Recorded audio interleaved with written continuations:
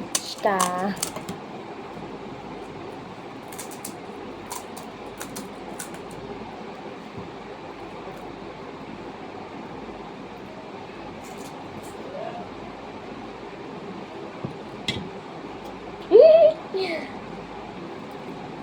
Thank you ba?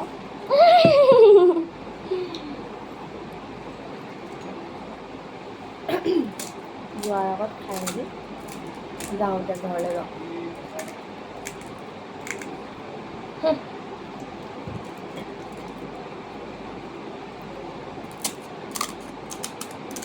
আমাৰ দুপুৰীয়া বনাইছে